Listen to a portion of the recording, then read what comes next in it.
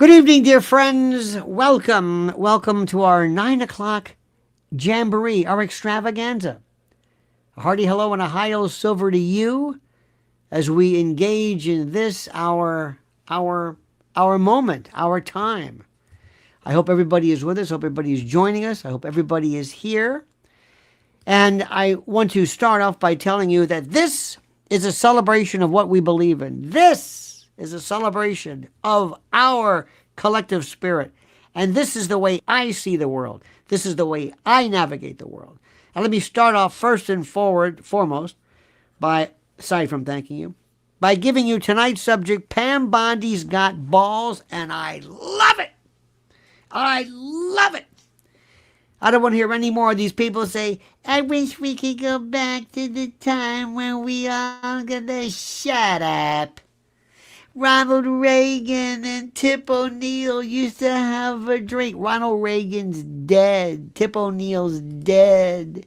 We live in a time of these miserable, horrible people. They're the enemy. And Pamela Jo Bondi, Tampa's own, an alumna of the 13th Judicial Circuit, a 13th Judicial Circuit, where I prosecuted and she did as well. She went in and laid them out and gave them a you. She didn't stop. She went after Nadler and she was great. Is it perfect? There's no such thing as perfection. She could have never been perfect. There is nothing she could have done that would have allowed her any kind of attempt at perfection. These people are sick bastards. This is the enemy. This is the enemy. And we are up against... Honey, I left my cafe, if you could be so kind, dear. I made me a cup of joe and forgot to bring it. Cafe. Because I want to start closer online. I've been bad in the old days. Sometimes I'd wait, but I want to make sure because you deserve it. Thank you, dear heart. There you go. Look at this. Got my old original mug. This thing's been all over the world. Yes. Give me that flip. Yes. Woo. We are at war, ladies and gentlemen. We are at war. We are at war with a people, with a group of folks who are involved in some type of, I don't know what it is, a conspiracy to uproot and upend and to destroy the foundation of our constitutional republic. And you might think that's a bit extreme.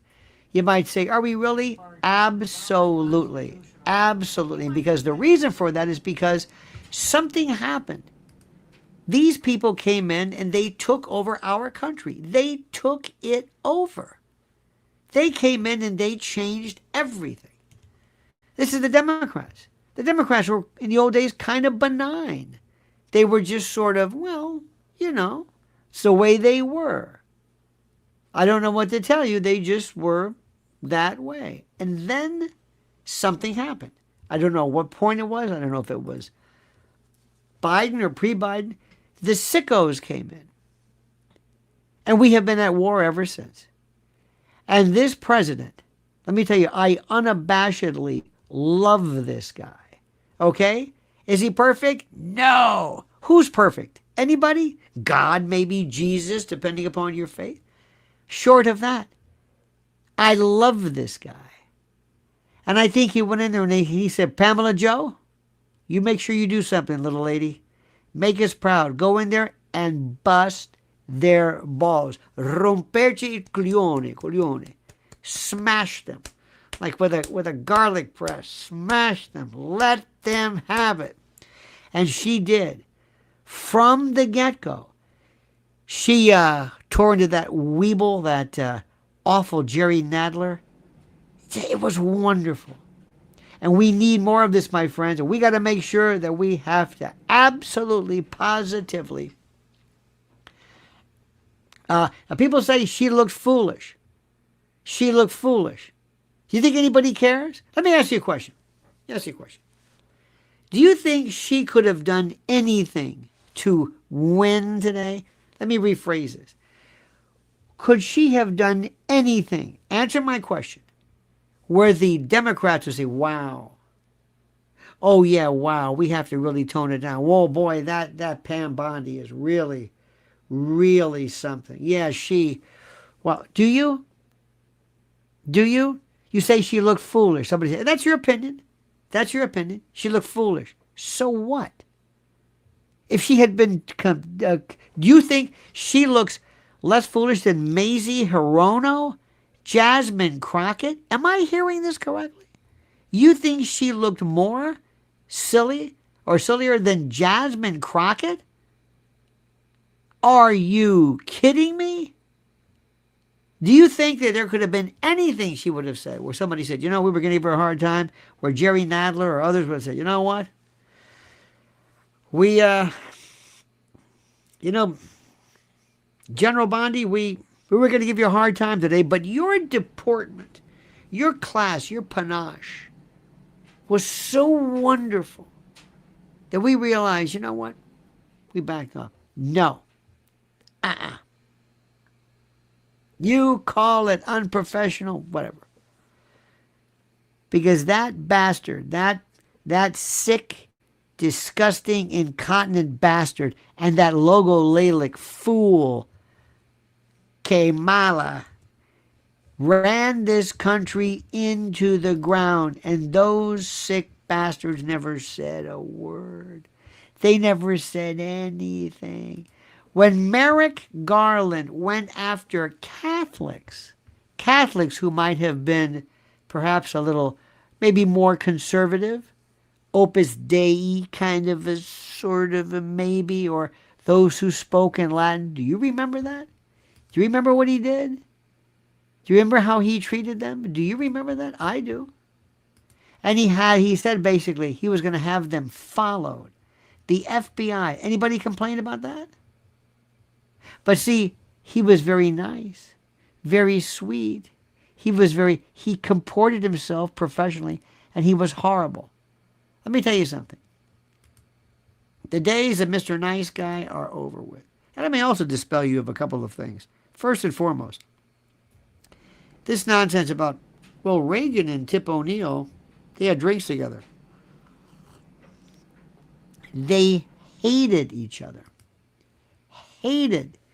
Don't you think for a moment, and if Reagan were around today, he would hate these people with a passion because he would have seen not only are these leftist, anti-American, fools, but these are people who hate this country. So let me tell you something. I respect your opinion, and I say to you, if you think she did a bad job, that's fine. That's your business. I loved it. And I want them to understand, don't mess with these people. These Republicans are crazy. They will cut your balls off. Don't mess with these people. Don't get near them. They're vicious. Just let them have what they want. That's what I want. Okay? That's that. So, what saith you? Am I right? Am I wrong? What do you say? How many people liked what old Pamela Joe said today? Give me a 1. Give me a number 1. Is there anybody who liked what she did? Give me a number 1. Just tell me who liked it.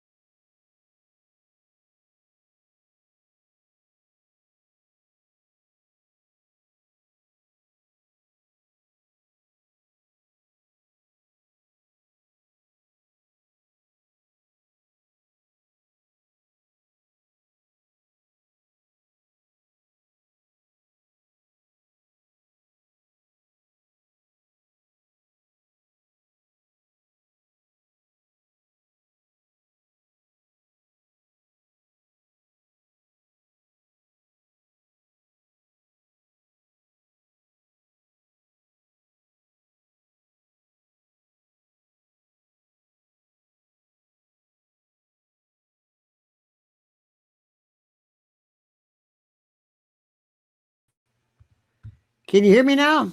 Is that better? I'm back. Can you hear me? Can you hear me? Do I hear me? Can you hear me? Tommy, can you hear me? Give me an amen. Give me a 5 by 5. God damn it. I like somebody who says, restart. Really? Thank you. I never knew. Son of a gun. Who cares? I'm back. And they can't slow me down. Okay, that's one thing. Next, I've got one coming up. Oh, this is the best story. I've got one coming out tomorrow at 9 a.m. It's my piece on Candace Owens. Candace Owens is the funniest thing I have seen in I don't know how long. They say that she said that Erica Kirk killed her husband. They say that she said Erica Kirk killed her husband. Never even came close to it. Never came close to it. And she's driving these people nuts. And I'm telling you, maybe it's me. I love it. Candy, you can say anything you want. Your speculation, go ahead and do it. And who are the people, by the way? Let's talk about this. You want to put this into perspective? Do you remember the people who were at the White House when they were given the original, the binders? Remember the binders? Look at this. I like Liggy Lights. Liggy Lights says, Candace is a freaking joy. Absolutely, little lady. Absolutely. Do you remember the people who were at the White House? Go back and look. The people on the steps, but at the White House, when they got those binders from Pamela Joe about the Epstein thing. Remember those ones? Hey. They never said a word about Epstein. Who paid him off? Who? Who paid him off? They're not saying anything about Epstein. They're not saying anything about Epstein. Candace is. We are. But Trump did. I don't know what people want. There are so many losers. You think those Democrats, do you really want to think,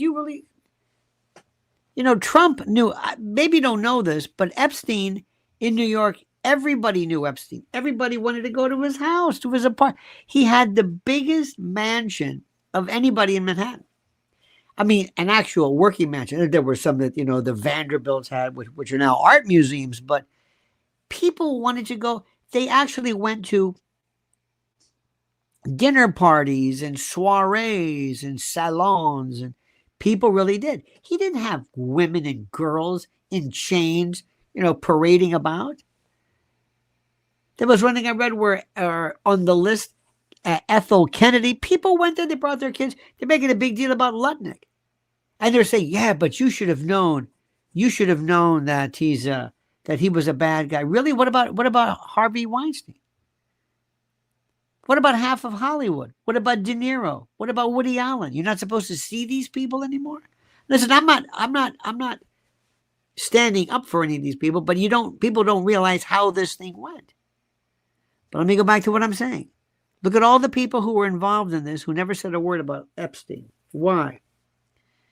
Who did Epstein work for?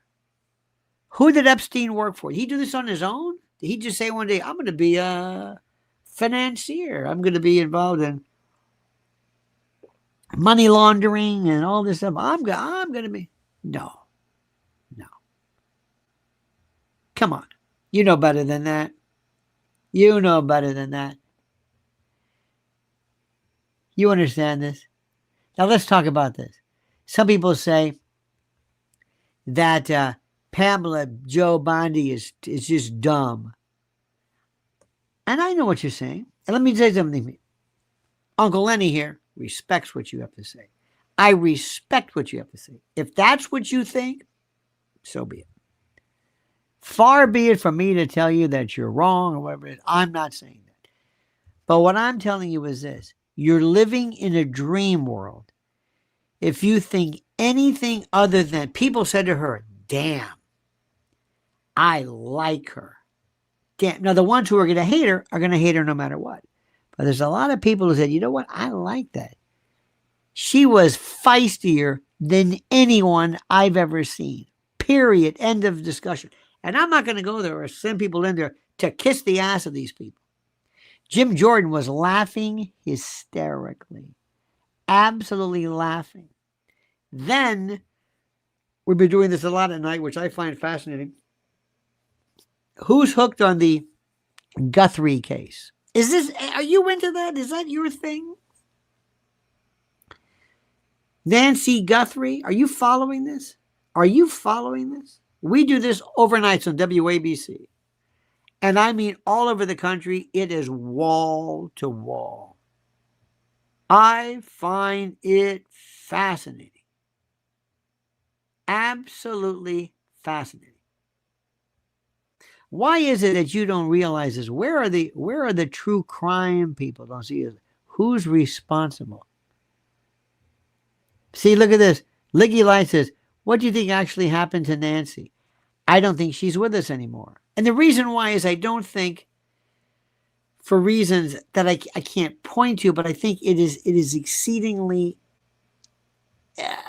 not likely that she were to be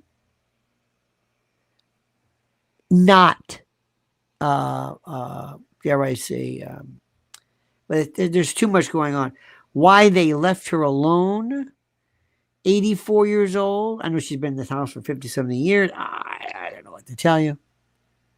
But did you see last night the person who came up out of nowhere, this guy wearing like oven mitts or boxing gloves or I don't know what the hell it is.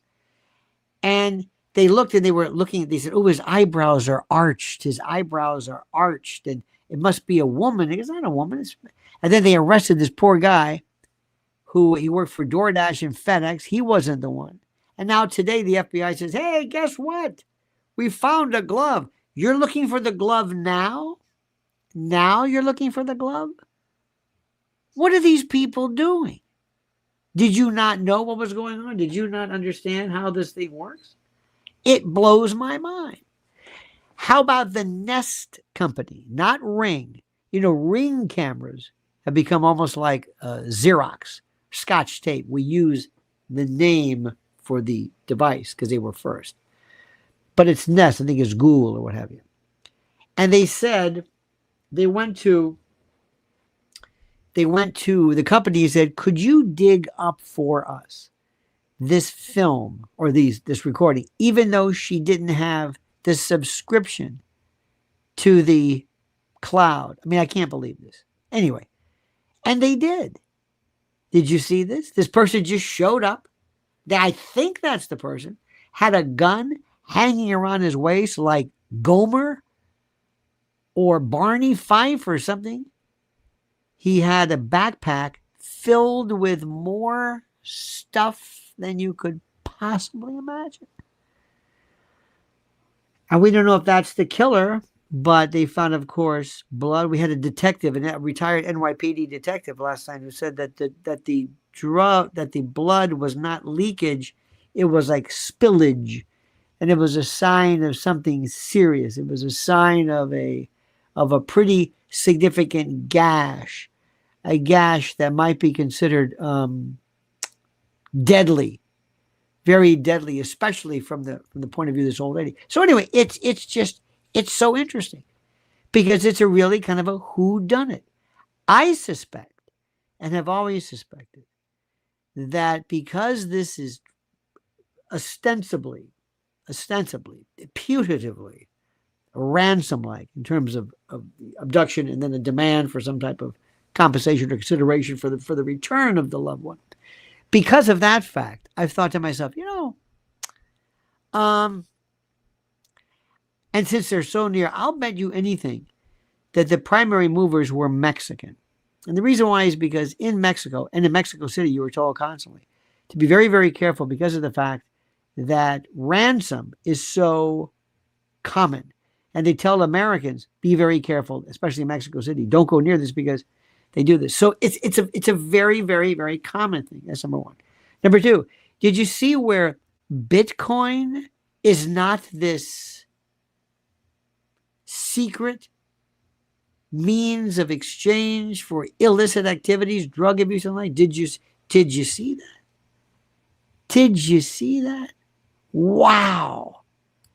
There goes that. There was this fellow from an exchange that says, if we're looking at your wallet, any kind of, once there's they called it a cowbell or something. Once we are alerted to your wallet, anything you do, anything, we can tell. Because last night they said there's action on Bitcoin. And a lot of the Bitcoiners said, wait a minute. You told us it was, yeah, well, we told you that.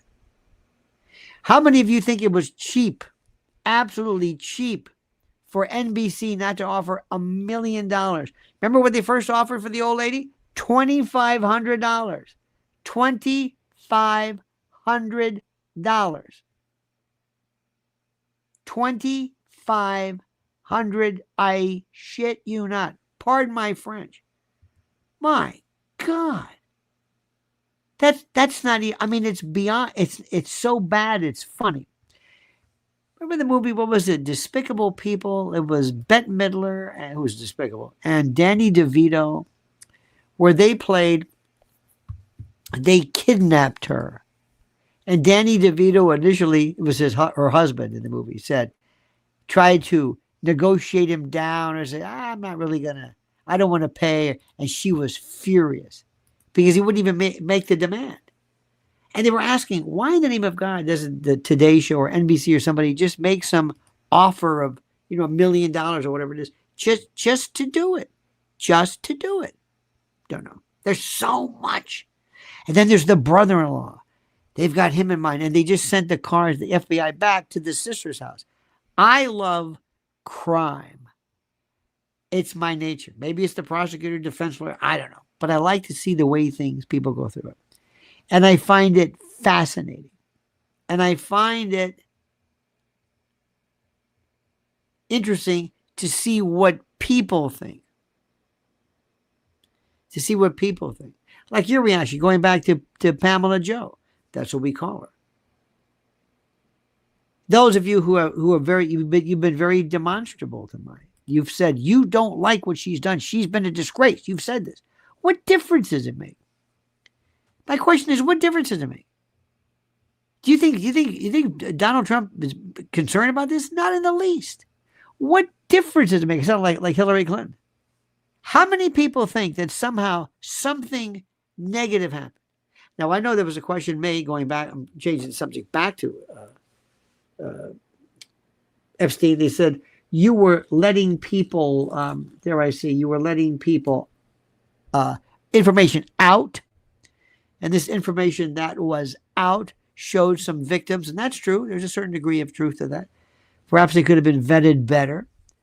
The real information they would like to have had vetted, what they should have done was they should have released information from the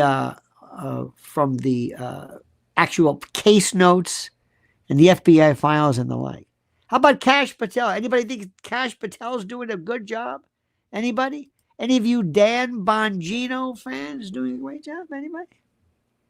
Question for you, number one. Who ranks superior? Who is the number one in digital platforming today? Who is the number one? The number one name.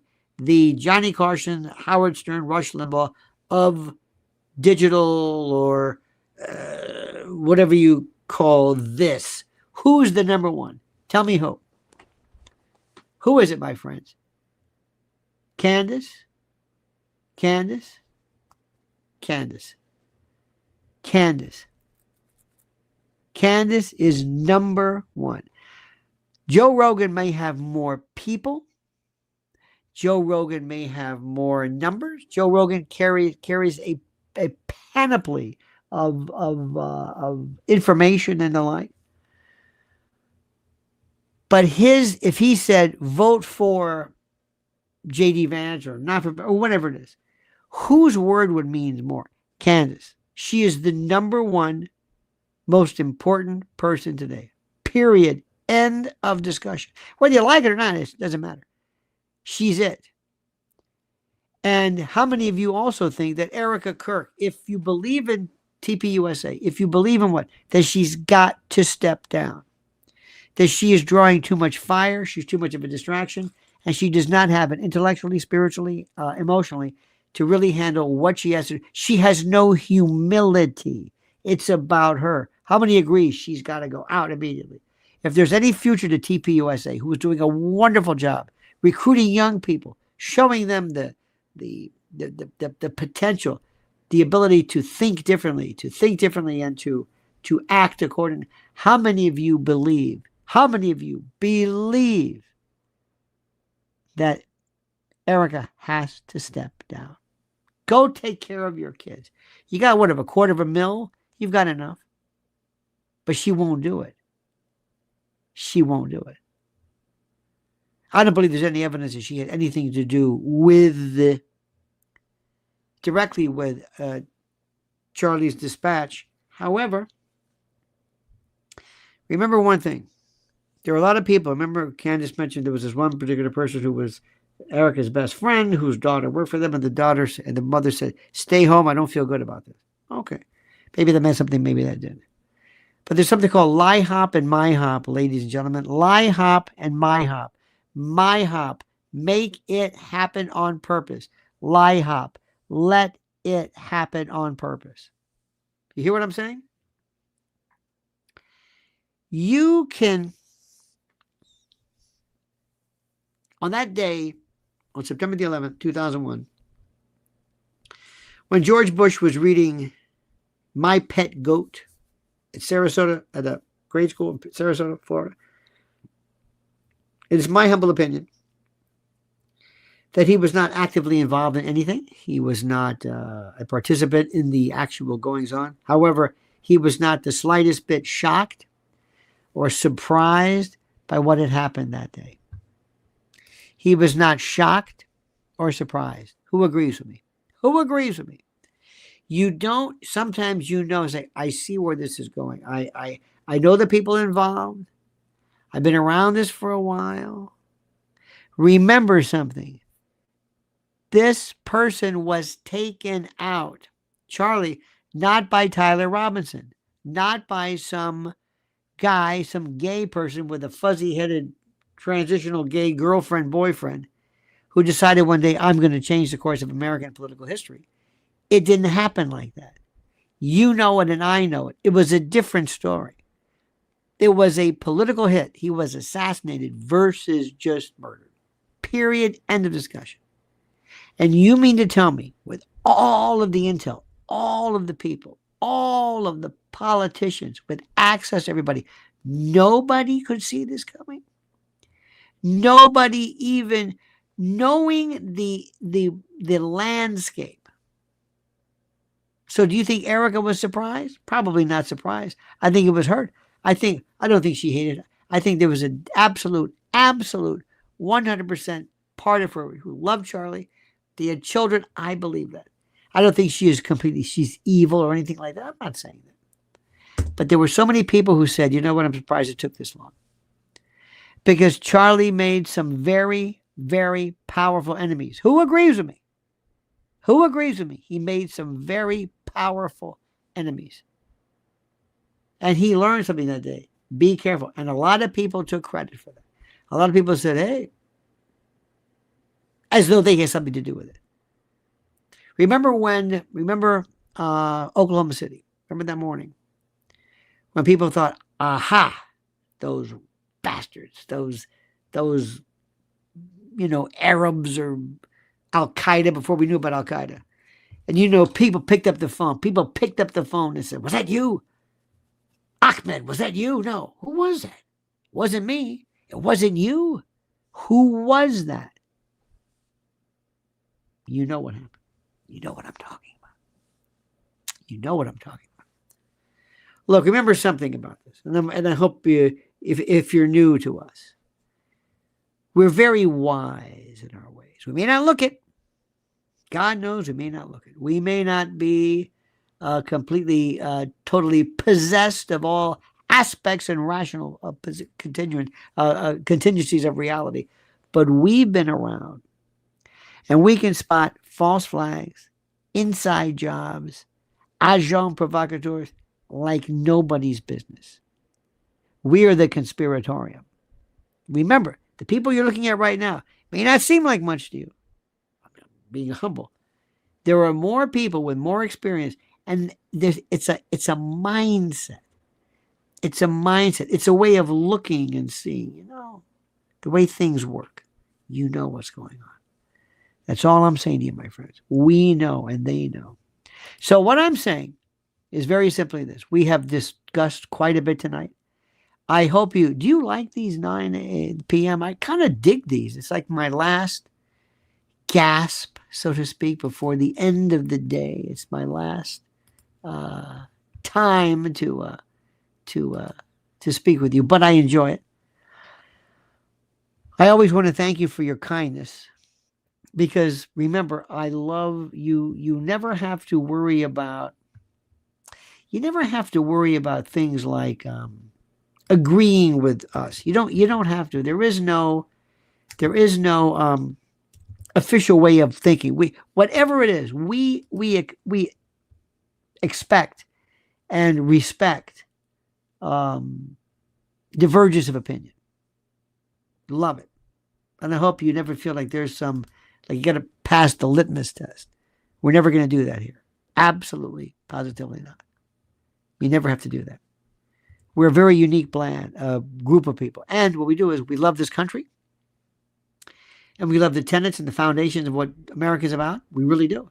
And we may seem like we argue, but that's our nature.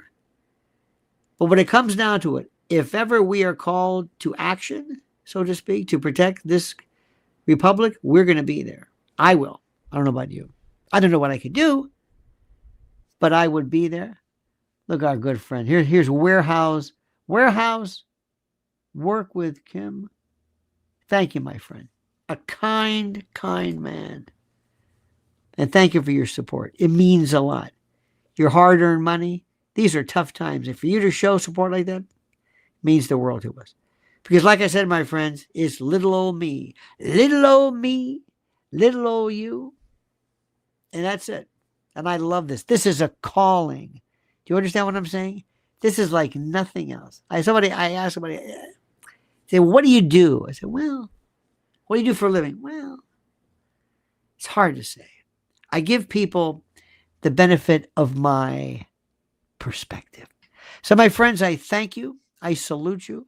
I wish you a great and a glorious evening. A little warm tonight. It's 31. Ooh, balmy in New York City. I hope you and your family are well. I hope you're taking care of yourself. Watch your health. Watch what you eat. Watch your sleep. Pay attention to your sleep. And make sure your spiritual and your mental health are attended to as well, because they are interconnected. Thank you also so much for how very kind you've been to my wife, Lynn Shaw, at Lynn's Warriors, following her at YouTube. Very important. Very, very important. I love her to death, and she is so passionate about this mission of hers. In any event, dear friends, I thank you. I wish you nothing but the best. And until we meet again tomorrow, I say to you, as I always do, as I end with this valedictory, if you will. The monkey's dead. The show's over. Sue ya. Da-da.